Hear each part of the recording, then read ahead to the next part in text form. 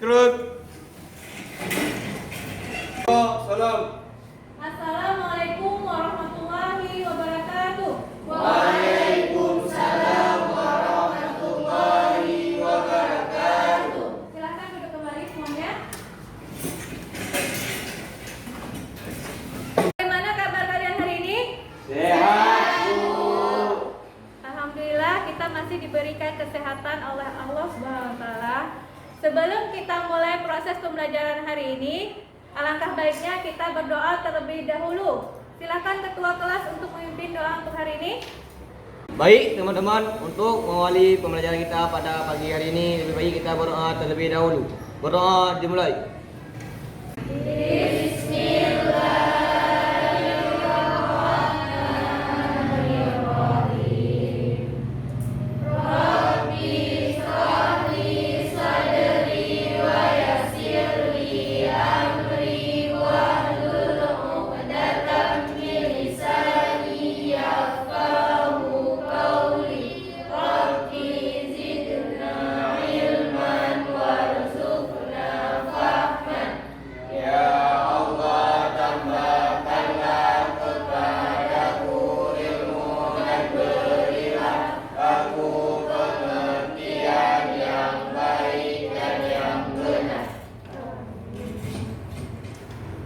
Berdoa selesai. Baik, terima kasih Mbak Bawi karena telah memimpin doa untuk pagi hari ini. Selanjutnya Ibu ingin mengabsen terlebih dahulu. Dipanggil satu-satu ya. Ainun Alyani, Ayu Novila, Dini, Fitratu Rizky, Indana Zulfa, Irma, Marbawi, Hadir, Bu. Muhammad Raihan, M. Reza, Nailatul Iza, Sakit, Nurul Zahara, Raisya, Gina, Teresa, Ulfatul Jannah. Ya, berarti satu orang yang tidak hadir yaitu Nailatul Iza. Sakit? Ya, kita doakan semoga Nailatul Iza cepat sembuh dan bisa bersama-sama untuk belajar bersama kita hari ini. Minggu yang lalu, siapa yang masih ingat tentang materi apa kita belajar?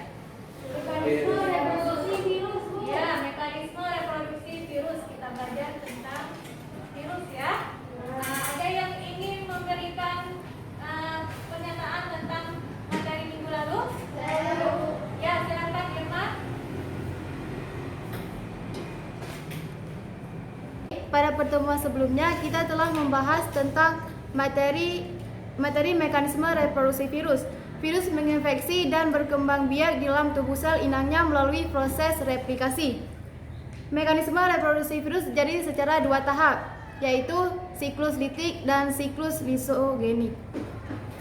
Terima kasih. Tepat kali jawaban dari Irma. Ada yang ingin menambahkan, Nak? Saya, Bu. Ya, silakan Raisya. Baik Bu, pada minggu lalu kita juga telah belajar tentang tahapan-tahapan yang terjadi pada siklus litik dan lisogenik. Yang mana pada siklus litik terdapat 5 tahapan. Yang pertama absorpsi, penetrasi, sintesis, perakitan, dan litik. Sedangkan pada siklus lisogenik terdiri atas 7 tahapan, yaitu fase absorpsi, penetrasi, penggabungan, pembelahan, sintesis, perakitan, dan litik. Terima kasih. Baik, tepat sekali jawaban dari Raisya dan Irma. Ya, mari kita belajar tentang mekanisme reproduksi virus. Virus menginfeksi sel inang dengan dua cara, ya, dengan cara siklus litik dan siklus lisogenik. Pada siklus litik ada 5 tahapan. Yang pertama apa? Absorpsi, kemudian penetrasi, kemudian sintesis, kemudian perakitan, dan terakhir yaitu litik. Pada tahap lisogenik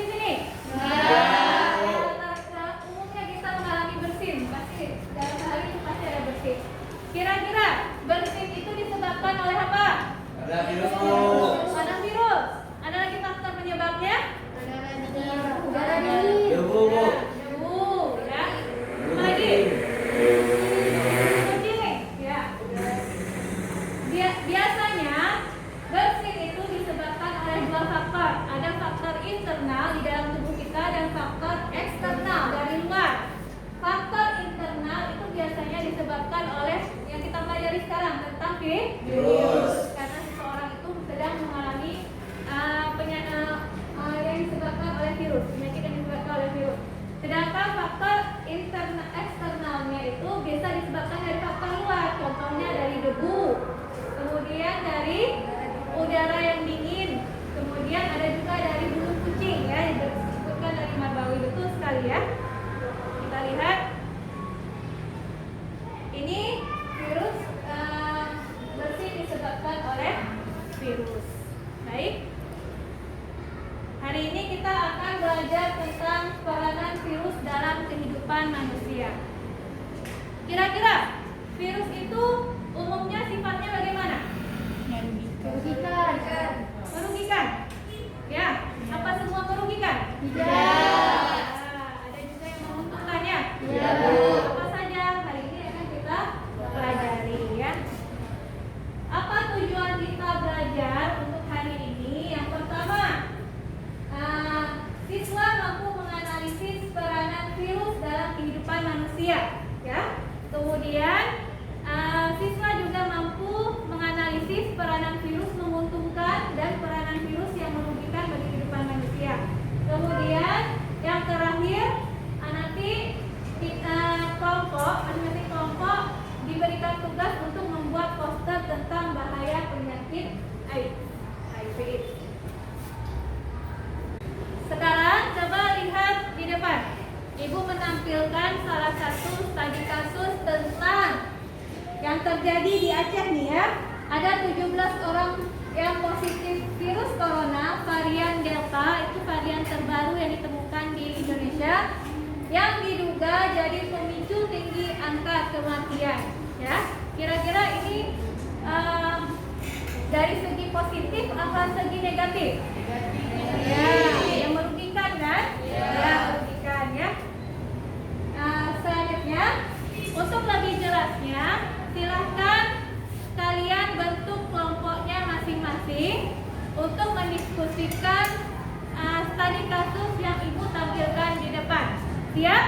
Siap, Bu. Untuk kelompok yang pertama, kita lihat kelompoknya. Kelompok 1, Marbawi, Gina, Fitra Turiski, Nurul Zahara, dan Indana Zulfa. Kelompok 1. Kelompok 2 yaitu Muhammad Reza, Ainun, Ayu, Iklima, dan Irma. Kelompok 3, M. Raihan, Tengku Reza, Raisya, Ulfa, dan Dini. Sudah paham semua kelompoknya masing-masing? Kalau sudah paham, silahkan kalian bergabung dengan kelompoknya masing-masing sekarang juga. Ibu berikan waktu, silahkan untuk kelompoknya.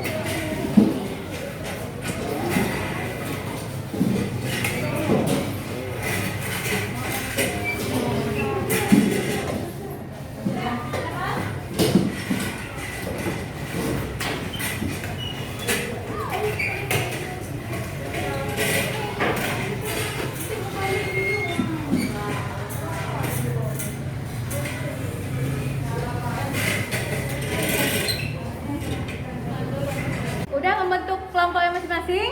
Ya. Ini kelompok 1, kelompok 2, dan kelompok 3. Kemudian Ibu akan bagikan etapenya ya. Kelompok 1.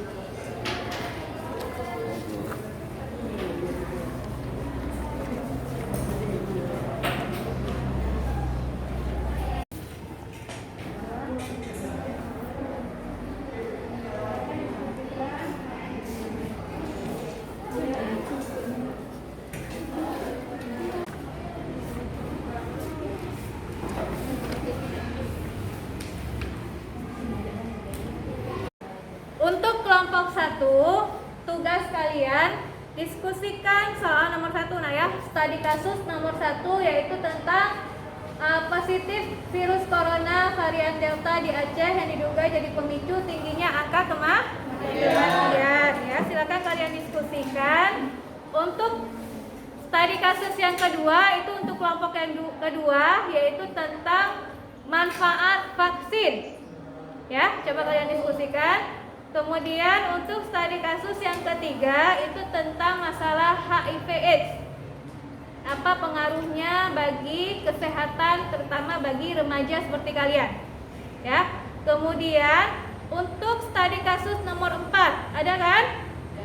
Ya. Di situ ada ibu suruh buatlah satu contoh poster yang berkaitan tentang bahaya penyakit AIDS, yaitu bertujuan untuk mengedukasi peserta didik terhadap bahaya virus HIV.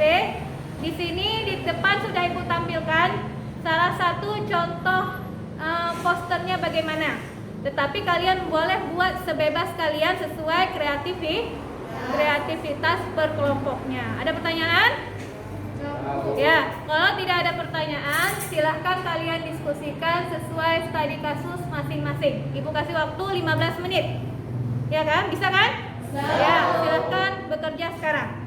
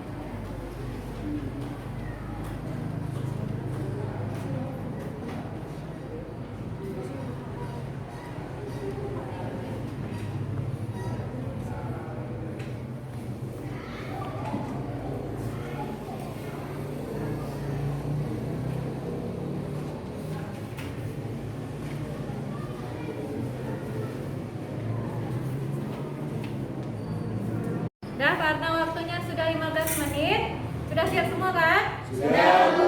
Ya, kalau sudah siap, kelompok mana dulu yang ingin maju mempresentasikan? Kami, Bu. Ya, silakan kelompok 1 untuk maju. Ayo maju semua.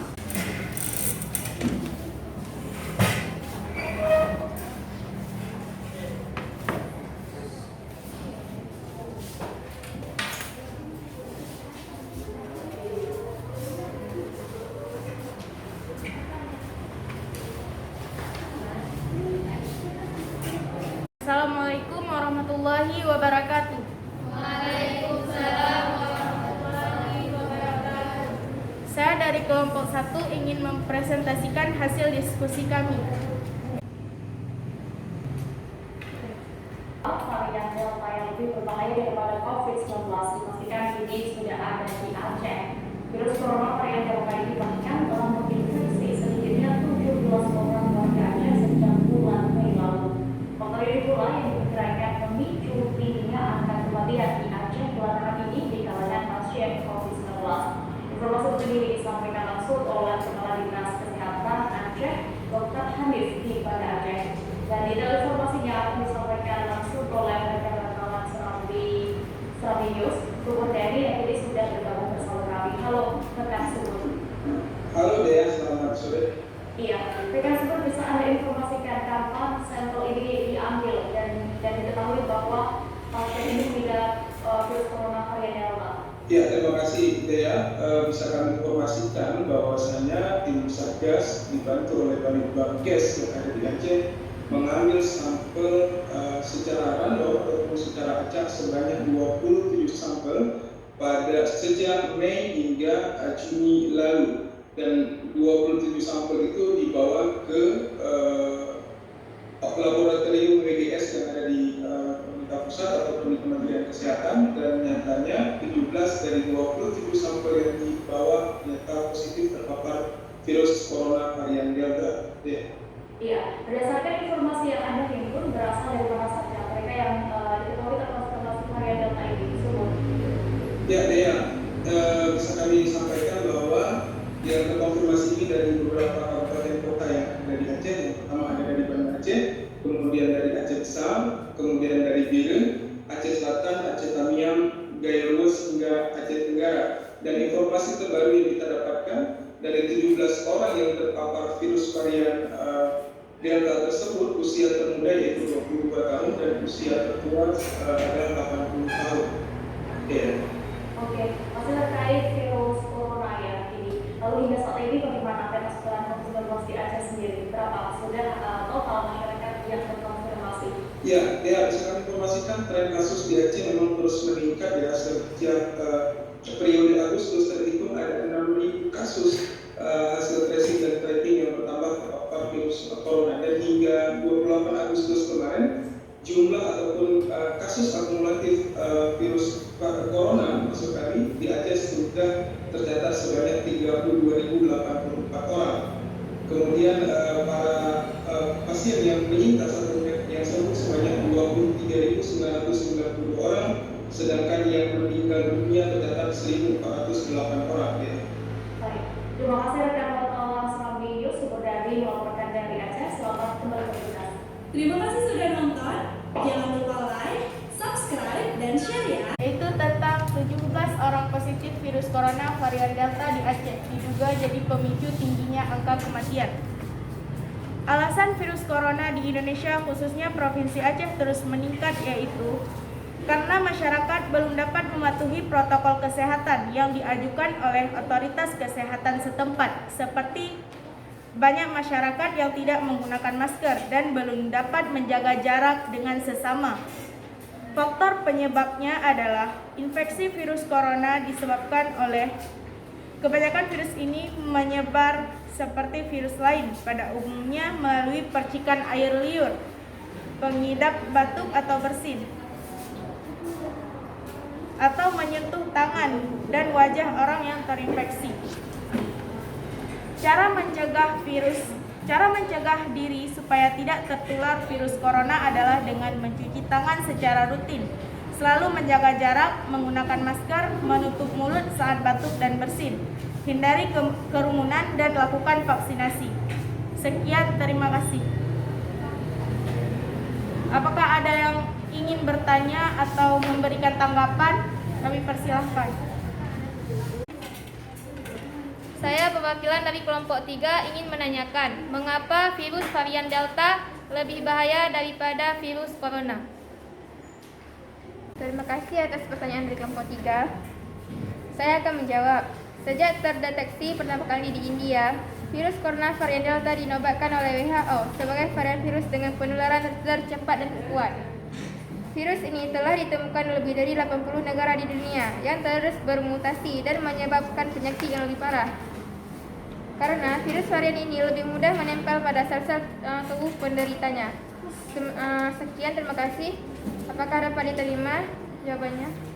Terima kasih atas jawabannya. Baik, apakah masih ada yang ingin bertanya? Saya perwakilan dari kelompok 2 ingin bertanya. Apakah virus corona varian Delta ini memiliki struktur tubuh yang sama dengan virus corona varian-varian lainnya? Sekian, terima kasih. Baik, saya akan coba menjawab pertanyaan dari kelompok 2. Struktur tubuh virus corona varian Delta sama dengan varian-varian lainnya. Yang membedakan adalah tahap infeksinya. Virus Delta memiliki tahap infeksi yang lebih cepat dibandingkan varian lainnya. Sekian, apakah dapat terima jawaban dari kelompok kami? Dapat, terima kasih atas jawabannya. Sekian presentasi dari kelompok kami ucapkan terima kasih. Wassalamualaikum warahmatullahi wabarakatuh.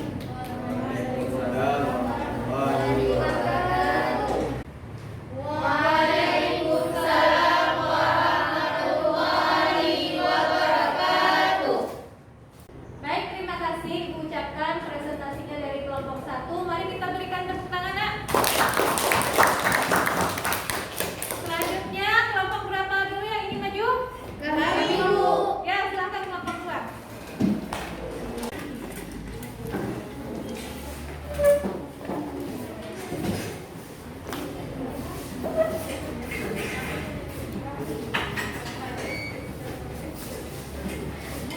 Assalamualaikum warahmatullahi wabarakatuh. Waalaikumsalam warahmatullahi wabarakatuh. Saya perwakilan dari kelompok 2 ingin membaca hasil presentasi dari kelompok kami. Vaksin mencegah penyakit berbahaya dan mematikan. Badan Kesehatan Dunia melansir vaksin bisa menyelamatkan 9 juta nyawa manusia per tahun. Begini cara kerjanya. Vaksin berisi kuman penyakit yang lemah atau mati. Jadi, tidak akan membuat yang divaksin menderita. Vaksin biasanya disuntikan bukan ke pembuluh darah, melainkan di dalam kulit, di bawah kulit, atau masuk otot. Tujuannya agar memberikan waktu bagi imun tubuh untuk respon. Di dalam tubuh, pasukan-pasukan asing akan langsung dihadang sel pertahanan tubuh. Tapi sel penghadang kemampuannya paling lemah, namun kemampuan intelijennya paling tinggi. Karena kuman yang masuk sudah lemah, pasukan yang lemah pun bisa dengan mudah melumpuhkan, memakan, dan menghancurkan. Si prajurit pertama ini kemudian akan bermigrasi ke kelenjar limfe, tempat bermukim perwira menengah dan jenderal. Dari laporan si prajurit pertama, sel limfosit B dan T akan memproduksi antibodi yang spesifik untuk mengatasi si pasukan asing.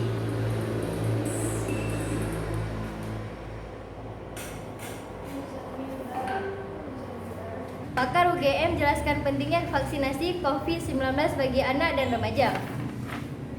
Berdasarkan data dalam artikel di atas, apakah Anda setuju jika pemerintah mengharuskan peserta didik seperti Anda harus mendapatkan vaksin? Jelaskan apa alasannya. Menurut kami setuju dengan vaksinasi COVID-19 karena memiliki banyak manfaat dengan melindungi tubuh kita dari infeksi virus corona, dapat memutuskan mata rantai penyebaran COVID-19 yang dapat mencegahkan kita dari penyebaran virus corona ke orang lain atau keluarga. Ada yang ingin bertanya? Ada. Saya perwakilan dari kelompok 1 ingin bertanya, bagaimana cara pembuatan vaksin tersebut dan bagaimanakah vaksin itu bekerja? Sekian, terima kasih. Baik, saya akan menjawab pertanyaan dari kelompok 1. Vaksin dibuat dari virus atau bakteri yang dilemahkan, sehingga virus yang dilemahkan tersebut bersifat menguntungkan. Vaksin membantu sistem kekebalan tubuh melawan infeksi secara efisien dengan mengaktifkan respon tubuh terhadap penyakit tertentu. Dan jawaban dari kelompok kami apakah dapat diterima? Iya, terima kasih. Jawabannya dapat kami terima. Apakah masih ada yang ingin bertanya? Tidak.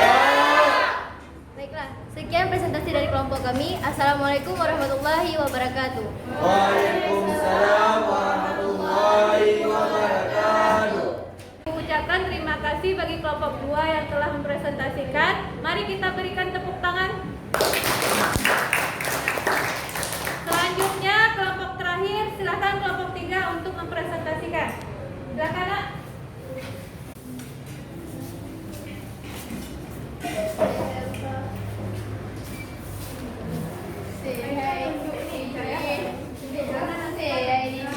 Assalamualaikum warahmatullahi wabarakatuh. Waalaikumsalam warahmatullahi wabarakatuh. Saya Reisha Fidinda, perwakilan dari kelompok 3 ingin mempresentasikan hasil diskusi kami. HIV/AIDS. HIV adalah virus penyebab penyakit AIDS atau Acquired Immunodeficiency Syndrome. HIV kepanjangan dari Human Immunodeficiency Virus, suatu virus yang menyerang sistem kekebalan tubuh. Saat pertama kali terinfeksi HIV, penderitanya tidak menunjukkan gejala. Barulah saat virus berkembang tidak terkendali, berbagai infeksi datang bersamaan akibat daya tahan tubuh yang sangat lemah, dan infeksi HIV sudah berkembang menjadi AIDS. Jadi, AIDS sendiri ialah sekumpulan gejala berbagai infeksi, gengs. Geng sehat perlu tahu juga tanda-tanda infeksi HIV. Yang pertama, demam menular. Gejala ini sama dengan demam pada umumnya, yaitu suhu tubuh sekitar 38 sampai 40 derajat Celcius. Selain itu, demam disertai dengan gejala ringan lain seperti kelelahan, muncul pembekakan pada kelenjar getah bening, serta sakit tenggorokan. Yang kedua, nyeri otot. Nyeri otot di sini berbeda dengan pegal-pegal akibat kelelahan setelah beraktivitas fisik. Penderita infeksi HIV akan mengalami nyeri otot dan kelelahan akibat serangan di HIV tahap awal. Yang ketiga, kelelahan.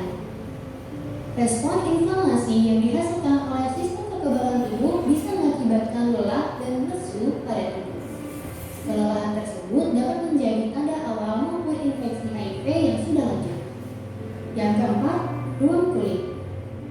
Ciri-ciri ini memang tidak selalu ada dan kemunculannya seringkali diabaikan karena ruam yang muncul hanya sangat-sangat, tidak seperti penyakit campak yang terlihat jelas. Yang kelima, penurunan berat badan. Menurunnya sistem kekebalan tubuh akibat infeksi HIV bisa menyebabkan berbagai gejala infeksi yang berdampak pada penurunan berat badan. Yang keenam, keringat malam. Bagi penderita HIV, tanda keringat malam akan terjadi walaupun saat tidak sedang melakukan aktivitas fisik apapun. Yang ketujuh, sakit tenggorokan. Rasa sakit pada tenggorokan yang muncul sama seperti ketika terkena radang tenggorokan pada umumnya. Yang kedelapan, kebingungan atau sulit berkonsentrasi. Penderita HIV kerap mengalami gangguan kognitif berupa kebingungan dan kesulitan berkonsentrasi. Penderita juga mengalami gangguan memori dan perilaku mudah marah atau mudah tersenyum. Bagaimana HIV ditularkan? Yang pertama, hubungan seks. Hubungan seks yang tidak aman yaitu berganti-ganti pasangan tanpa kondom atau hubungan seksual sesama pria merupakan faktor risiko utama penularan virus HIV. Yang kedua, penggunaan jarum suntik. HIV dapat ditularkan melalui pemakaian jarum suntik yang telah terkontaminasi dengan HIV. Misalnya pada pengguna narkoba suntik. Selain HIV, pemakaian jarum suntik secara bergantian memiliki risiko penularan virus lain seperti hepatitis. Yang ketiga, transfusi darah. Penularan HIV juga bisa disebabkan melalui transfusi darah. Tetapi, kejadian ini semakin jarang terjadi karena telah diterapkan screening darah donor yang ketat. Yang keempat, dari ibu hamil ke janin. Seorang ibu yang sedang hamil penularkannya ke bayi melalui kehamilan, persalinan maupun ASI. Namun, angka kasus ini sudah sangat menurun. Karena ibu hamil dengan HIV dianjurkan mengonsumsi obat antiretroviral yang telah terbukti efektif mencegah penularan ke bayi. Kamu bisa mencegah tertular HIV dengan menghindari semua faktor risiko penularan. Yang pertama, gunakan kondom jika berhubungan seksual tidak aman. Yang kedua, hindari seks bebas. Yang ketiga, hindari penggunaan jarum suntik bergantian. Dan yang keempat, sunat pada pria hidup dengan penyandang HIV. Apakah penderita HIV harus dikucilkan? Tentu tidak. HIV tidak ditularkan melalui penggunaan alat makan bersama, air liur, keringat, sentuhan, ciuman, gigitan nyamuk atau bekas payung. Kamu tidak perlu menjauhi mereka. Berikan dukungan kepada penyandang HIV atau ODA atau orang dengan HIV/AIDS sehingga mereka dapat minum obat teratur dan hidup normal layaknya tanpa HIV. Yang berjudul tentang situasi HIV/AIDS di Indonesia. Penambahan kasus baru masih meningkat, yang mana virus AIDS yang disebabkan oleh penyakit AIDS disebabkan oleh Human Immunodeficiency Virus atau HIV, yang mana gejalanya ditimbulkan seperti demam hingga menggigil, muncul ruam di kulit, muntah, nyeri pada sendi otot, pembengkakan kelenjar getah bening, sakit kepala, dan sakit tenggorokan dan sariawan. Yang ketiga, cara penularannya. Cara penularannya yaitu hubungan seks bebas, penggunaan jarum suntik yang tidak steril, transfusi darah, kehamilan, atau menyusui dari seorang ibu yang terinfeksi HIV berisiko menularkan virus tersebut kepada bayinya. Yang terakhir adalah cara menghindari agar tidak terkena penyakit AIDS. Yang pertama, jauhi perilaku seks seksual yang bebas. Yang kedua, hindari penggunaan jarum suntik bekas. Yang ketiga, melakukan pre-exposure atau PrEP untuk mencegah perkembangan infeksi HIV. Baik, sekian presentasi dari kelompok kami. Ada yang ingin bertanya atau memberikan saran? Saya Gina, perwakilan dari kelompok 1 ingin bertanya, bagaimana cara virus HIV tersebut dapat tertular? Baik, saya akan coba menjawab pertanyaan dari kelompok 1. Virus HIV/AIDS ini dapat tertular dari beberapa faktor seperti hubungan seks bebas, penggunaan jarum suntik yang tidak steril, transfusi darah, kehamilan, persalinan, atau menyusui dari seorang ibu yang terinfeksi HIV, berisiko menularkan virus tersebut kepada bayinya. Sekian. Apakah jawabannya dapat diterima? Jawabannya bisa diterima. Terima kasih. Baik, terima kasih. Ada lagi yang ingin bertanya? Saya Emerita, perwakilan dari kelompok 2 ingin bertanya, apakah HIV dapat disembuhkan? Terima kasih. Saya akan menjawab pertanyaan dari kelompok 2. Untuk saat ini belum ada obat khusus untuk menyembuhkan virus HIV. Pengobatan yang ada saat ini cuma untuk menurunkan gejala HIV-nya saja. Sekian, apa jawabannya dapat diterima? Ya, terima kasih. Jawabannya dapat diterima. Sekian presentasi dari kelompok kami. Terima kasih atas perhatiannya. Assalamualaikum warahmatullahi wabarakatuh. Waalaikumsalam warahmatullahi wabarakatuh. Terima kasih mengucapkan bagi kelompok 3 yang telah mempresentasikan. Mari kita berikan tepuk tangan.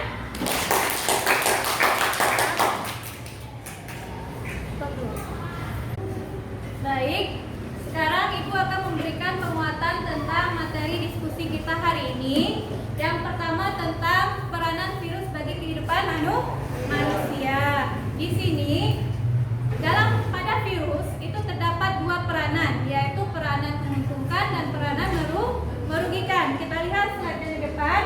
Di sini ada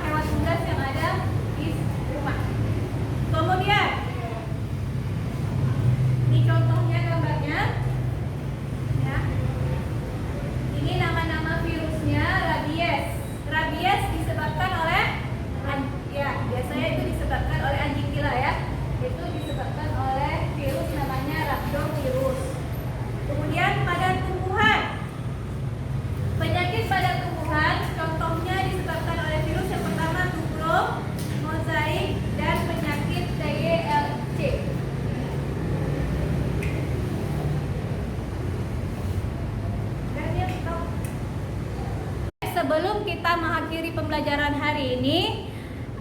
Kira-kira siapa yang ingin membuat kesimpulan tentang apa saja peranan virus bagi kehidupan manusia? Siapa? Saya, Bu. Ya, silakan Raisya. Bu, kesimpulan yang dapat kita ambil dari pembelajaran kita pada hari ini adalah peranan virus ada dua, ada yang menguntungkan dan ada yang merugikan. Contoh yang menguntungkan adalah seperti pembuatan vaksin, dan contoh yang merugikan bahwasannya dapat menyebabkan penyakit seperti penyakit corona, HIV/AIDS, cacar, influenza, hepatitis, dan lain-lain. Terima kasih, Bu. Baik, kesimpulan dari pembelajaran kita hari ini, coba lihat ke depan, ya.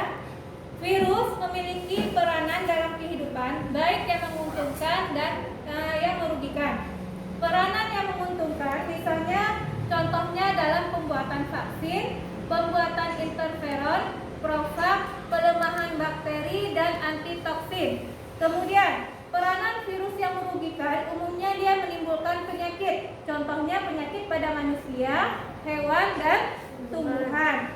Penyakit pada manusia contohnya itu influenza, penyakit COVID yang sedang kita alami sekarang. Kemudian campak, rabies, cacar. Kemudian penyakit yang disebabkan atau yang menyerang pada hewan, contohnya tadi penyakit tetelo, kemudian penyakit rabies, dan penyakit kuku dan mulut pada sapi. Kemudian penyakit yang disebabkan pada tumbuhan, virus oleh tumbuhan, yaitu contohnya pada tanaman padi, yaitu virus tubro, kemudian tanaman tembakau pada virus mozaik. Karena virus banyak yang menyebabkan penyakit pada manusia, tumbuhan, kemudian kita wajib untuk menjaga agar tidak terinfeksi. Virus dapat dilakukan dengan vaksinasi, ya, yang tadi kita jelaskan, dan membiasakan pola hidup sehat. Demikian kesimpulan dari Ibu. Kira-kira ada yang ingin membuat RTL untuk hari ini? Dengan mempelajari materi hari ini, saya lebih memahami apa saja peranan virus bagi kehidupan manusia. Umumnya, virus tersebut sifatnya merugikan. Selain menyebabkan penyakit pada manusia, hewan, dan tumbuhan, virus juga ada sifat yang menguntungkan seperti dalam pembuatan vaksin. Dan untuk menambah pemahaman, saya akan lebih banyak mencari informasi terkait materi ini. Sekian dan terima kasih. Baik, sebelum kita mengakhiri pembelajaran, silahkan kalian buka link yang telah Ibu kirimkan di WA grup masing-masing. Ya, di situ ada Ibu kirimkan soal tes evaluasi dalam bentuk lab worksheet. Coba kalian kerjakan dalam waktu 5 menit dan dikirimkan ke email Ibu. Bisa kan? Bisa. Ya, silakan dikerjakan dalam waktu 5 menit. Ibu berikan.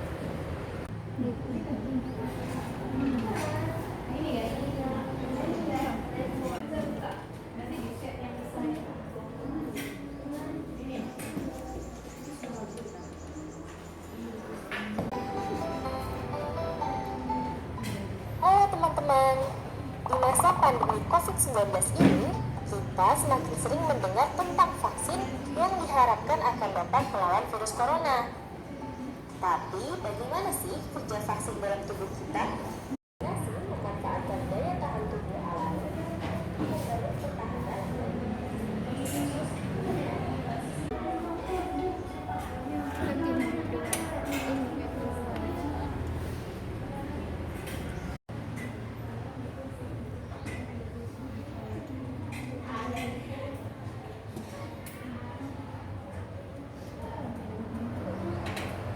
Coba dijawab langsung, nanti nilai kalian langsung keluar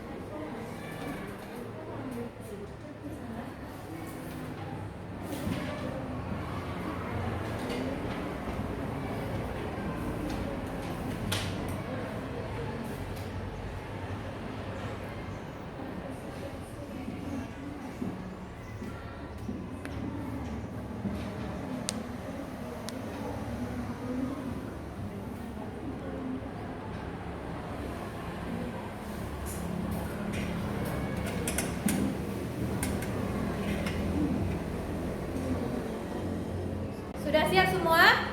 Ya.